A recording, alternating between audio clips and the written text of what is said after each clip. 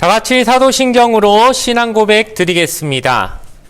전능하사 천지를 만드신 하나님 아버지를 내가 믿사오며 그 외아들 우리 주 예수 그리스도를 믿사오니 이는 성령으로 잉태하사 동정녀 마리아에게 나시고 본디오 빌라도에게 고난을 받으사 십자가에 못 박혀 죽으시고 장사한 지 사흘 만에 죽은 자 가운데서 다시 살아나시며 하늘에 오르사 전능하신 하나님 우편에 앉아 계시다가 저리로서 산자와 죽은 자를 심판하러 오시리라. 성령을 믿사오며 거룩한 공예와 성도가 서로 교통하는 것과 죄를 사하여 주시는 것과 몸이 다시 사는 것과 영원히 사는 것을 믿사옵나이다. 아멘. 오늘 우리에게 주신 하나님의 말씀은 구약성경 전도서 6장 1절과 2절의 말씀입니다. 구약성경 953페이지에 있는 전도서 6장 1절과 2절의 말씀 구약 953페이지에 있습니다. 전도서 6장 1절과 2절의 말씀을 제가 읽어 드리겠습니다. 내가 해 아래에서 한 가지 불행한 일이 있는 것을 보았나니 이는 사람의 마음을 무겁게 하는 것이라. 어떤 사람은 그의 영혼이 바라는 모든 소원에 부족함이 없어 재물과 부요와 존귀를 하나님께 받았으나 하나님께서 그가 그것을 누리도록 허락하지 아니하셨으므로 다른 사람이 누리나니 이것도 헛되어 악한 병이로다. 아멘. 오늘 주신 말씀을 가지고 내 행복은 어디에 있나 라는 제목으로 잠시 말씀의 은혜를 나누도록 하겠습니다. 지난번 전도서 말씀을 하면서 하나님이 누리도록 하시지 않으면 아무리 재물이 많아봐야 그것이 복이 아니다라고 말씀을 드렸습니다. 즉 하나님이 계시지 않으면 우리는 누릴 수 있는 자격이 없다는 것을 우린 분명히 알아야 한다는 것입니다. 우리는 돈이 많아야 어떤 권세가 있어야 그래야 행복할 거라고 생각하지만 사실은 진짜 행복은 누릴 수 있어야 가능하기 때문에 바로 하나님과 나와의 관계에서부터 모든 것이 시작된다는 것을 깨달아야 한다는 것입니다. 성경에 보면 샬롬이라고 하는 말이 나옵니다. 이스라엘인들 사이의 인사법이기도 한데 이것은 쉽게 말해서 평안을 구하는 것이죠. 근데 이 평안이라는 것이 바로 하나님과 우리 사이의 관계에서의 평안을 의미합니다.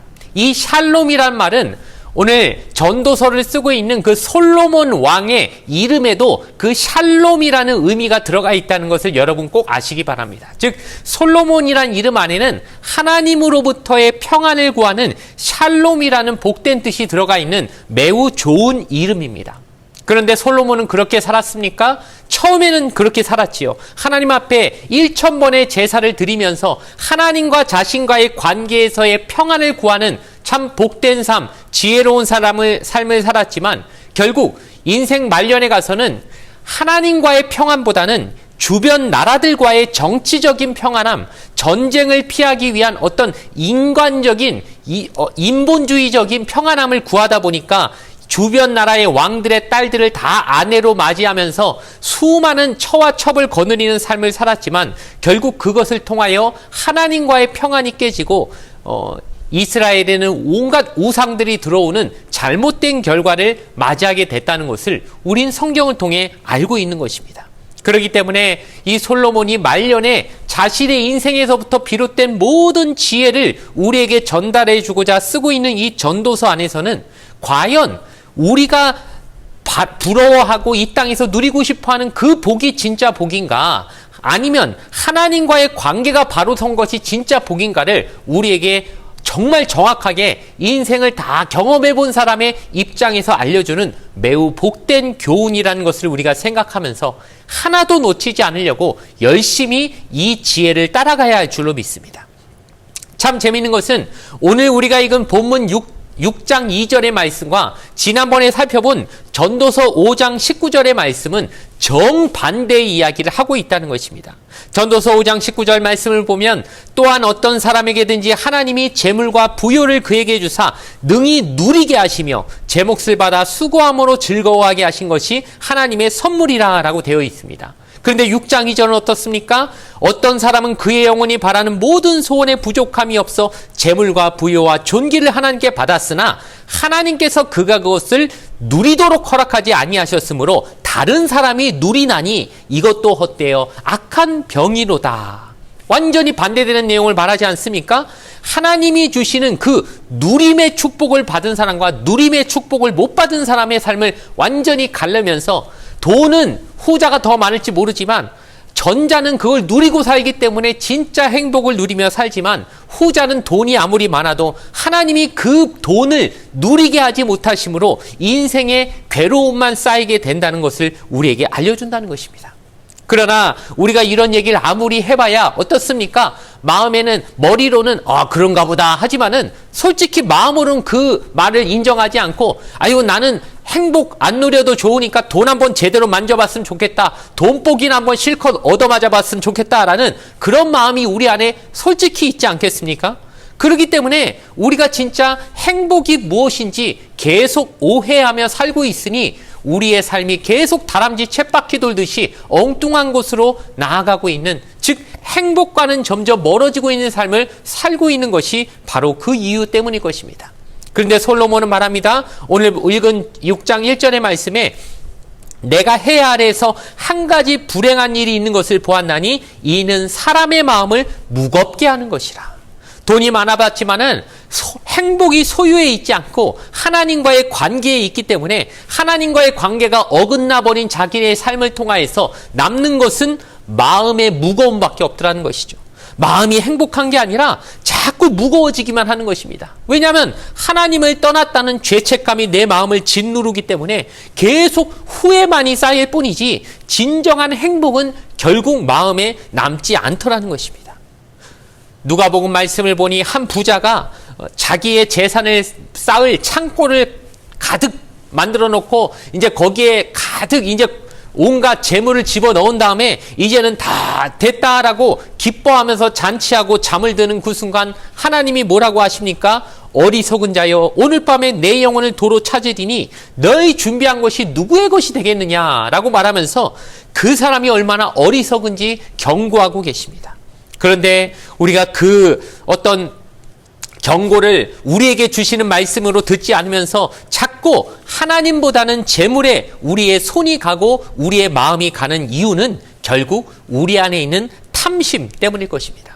탐심이 있으면 어떻게 됩니까? 자꾸 하나님을 바라보는 게 아니라 하나님이 우리에게 주셔야 될 그 물질에 우리가 자꾸 눈이 꽂히고 시선이 꽂혀가지고 하나님을 보지 못하고 하늘의 것을 바라보지 못하고 이 땅의 것만 바라보는 아주 근시안적인 삶을 살아가게 만든다는 것입니다.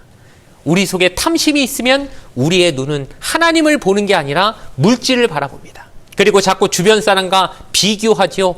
아유 내가 내 나이가 얼만데 아유 내 나이에 이 정도도 못 가지면 되나? 완전히 나는 인생의 루저이구나. 나는 가진 게 없으니 완전히 실패한 인생이구나. 이렇게 말하는 것이 다 누구의 꼬임에 빠지는 것입니까? 사탄이 탐심이라는 무기를 통해 우리를 무너뜨리는 작전에 완전히 말려들기 때문에 이런 마음으로 우리 자신을 계속 무너뜨리고 자존감이 넘어지고 하나님 앞에서 행복을 다 뺏겨버리는 아주 불행한 삶을 사는 첩경이 되어지는 것입니다. 또한 우리가 생각할 때 인생이 어떻게 해야 행복할까? 1차적으로 물질에 대한 얘기를 했지만 전통적으로 생각해보면 또 하나가 있습니다. 자식이 많이 있어야 행복하고 또 오래오래 건강하게 장수의 축복받아야 행복할 것이다 라고 우리는 전통적으로 그렇게 생각하는 경향이 있습니다. 물론 그게 전혀 아니라는 것은 아니지만 오늘 이 솔로몬은 또 우리에게 이것들도 얼마나 무의미한지를 또 계속 얘기하고 있는데 한번 3절 읽어보겠습니다. 사람이 비록 100명의 자녀를 낳고 또 장수하여 사는 날이 많을지라도 그의 영혼은 그러한 행복으로 만족하지 못하고 또 그가 안장되지 못하면 나는 이르기를 낙태된 자가 그보다 낫다 하시니. 여러분 세상에서 정말 많은 재산뿐만 아니라 내 자녀를 낳아서 내 자손에게 그걸 물려주고 싶은 마음들, 이 모든 것들이 결국 다 우리의 무엇을 만드냐면 우리의 탐심이 거기서부터 비롯된다는 것을 우리는 잘 평소에 느낄 것입니다. 아브라함 어땠습니까? 하나님이 주신다는 그 자녀에 대한 그 어떤 탐심이 있다 보니까 하나님이 말씀하신 방법이 아니라 하갈이라는 어떤 그 여종을 통해서 이스마엘이라는 인간 방법으로서 아들을 어떻게든 자식을 한번 만들어 보려고 시도했다가 오히려 문제가 다 꼬여버리는 그런 잘못된 그런 실수를 범하게 됐지요. 이처럼 우리는 우리의 욕심의 한쪽 끝에는 내 자녀를 낳아서 내가 일평생 수고한 걸 그 자녀에게 다 물려줘야 되겠다. 어떤 그 일종의 탐심의 또 한 종류의 모습이 그렇게 발동을 하면서 그것이 우리의 삶의 행복을 좌우한다고 하는 착각에 빠질 때가 많다는 것입니다. 그런데 우리나라 문화에는 뭐 요즘은 조금 생기는 것 같지만 사실 서양 문화나 특별히 뭐 미국이나 이런 데를 보면은 자식에게 재물을 물려주기보단 자기가 열심히 수고한 것을 죽을 때 사회에 환원하는 아름다운 그런 전통과 문화들이 정착이 되어 있지요. 그것을 보면서 우리가 참 느끼는 것은 뭔가 좀 더 성숙한 문화구나. 우리나라도 점점 저렇게 나가야 되지 않겠나라는 생각들을 하게 됩니다. 왜냐하면은 자녀에게 많은 재산을 물려주면 그게 자녀에게 도움이 될 것 같지만 오히려 그것이 자녀에게 독이 되어버리고 또 괜히 좋았던 형제지간 우애도 괜히 재산이 들어가기 시작하면은 괜히 수많은 장례식을 저도 가보면서 느끼는 바지만은 이게 재산이 물려준 유산이 많은 게 결코 형제 간의 그 우애를 돈독히 하는데 전혀 도움되지 않는구나라는 걸 수도 없이 느껴보면서 진짜 돈 많이 남겨주고 자식 많다고 그게 행복이 아니라 차라리 3절 말씀이 뭐라고 말하냐면 낙태된 사람이 더 낫다라고 얘기할 정도로 어머니 뱃속에서 제대로 세상에 나와보지도 못한 그 낙태된 그 운명이 뭐가 그렇게 복되다고 그게 더 복되다고 말할까? 이건 반어법적으로 그 정도로 우리가 생각하는 복이 진짜 복이 아니라 그게 행복을 주는 게 아니라는 걸 강하게 말해주고 있는 하나의 방식일 것이라는 것입니다. 그렇기 때문에 우린 꼭 기억해야 할 것입니다. 진짜 복이 무엇인가?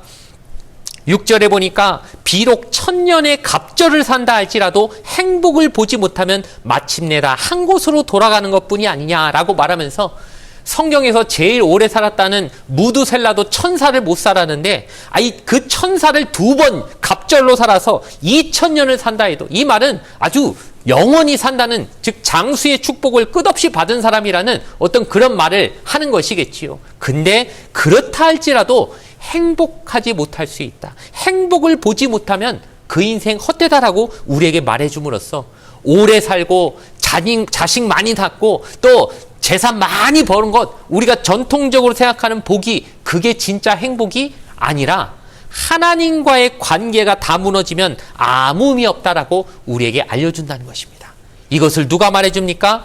이런 복을 누려보지 못한 사람이 얘기하면은 믿기지도 않을 것이지만 정말 그 복을 다 누려봤다고 인정할 수밖에 없는 솔로몬이라고 하는 한 인생을 다 살아보고 나서 그래 내가 살아보니 물질 자녀 많고 1000명의 아내가 있었으니 자식은 얼마나 많이 낳아봤겠습니까? 그 다산의 경험도 해보고 또 오래오래 건강히 살아보는 그 복도 한번 누려봤지만 하나님 안에 있는 것만은 못하더라. 내가 하나님 떠났더니 그것이 나에게 행복을 주지 않더라라고 우리에게 말해주더라는 것입니다. 그러므로 말씀의 결론을 내리면서 여러분 우리가 누려야 될 행복은 어디에 있다는 것 분명히 기억하시기 바랍니다. 하나님과의 관계 안에 있을 때 하나님과의 원만한 관계, 하나님과의 그 샬롬의 관계가 온전히 유지될 때 나에게 주신 것에 만족하며 탐심을 버리고 온전히 하나님께 영광 돌리는 삶을 살 수 있다는 것, 그것으로 인해 진정한 행복을 누리게 된다는 것을 꼭 기억하시는 여러분 되기를 주님의 이름으로 간절히 축원을 드리겠습니다. 잠시 기도드리겠습니다. 좋으신 아버지 하나님 감사합니다. 나의 행복이 어디서부터 오는지를 착각하지 않게 하여 주시옵소서. 많은 소유 또 수많은 자녀를 낳고 이 땅에서 장수하면 우리가 행복할 것 같지만 그것도 하나님 없으면 다 헛된 것이라는 것을 꼭 기억하게 하여 주시옵고 잘못된 것을 추구하다가 이 땅에서 그 탐심에 넘어지고 탐심으로 인해 마귀에게 휘둘리는 삶을 절대적으로 살지 않을 수 있도록 하나님이 주신 지혜로 오늘도 무장되어 나아가는 하루가 되게 하여 주시옵소서. 감사드리며 예수님의 이름으로 간절히 기도드렸습니다. 아멘. 주기도문으로서 예배를 모두 마치겠습니다. 하늘에 계신 우리 아버지여, 이름이 거룩히 여김을 받으시오며 나라가 임하시오며 뜻이 하늘에서 이루어진 것 같이 땅에서도 이루어지이다. 오늘 우리에게 일용할 양식을 주시옵고 우리가 우리에게 죄 지은 자를 사하여 준 것 같이 우리 죄를 사하여 주시옵고 우리를 시험에 들게 하지 마시옵고 다만 악에서 구하시옵소서. 나라와 권세와 영광이 아버지께 영원히 있사옵나이다. 아멘.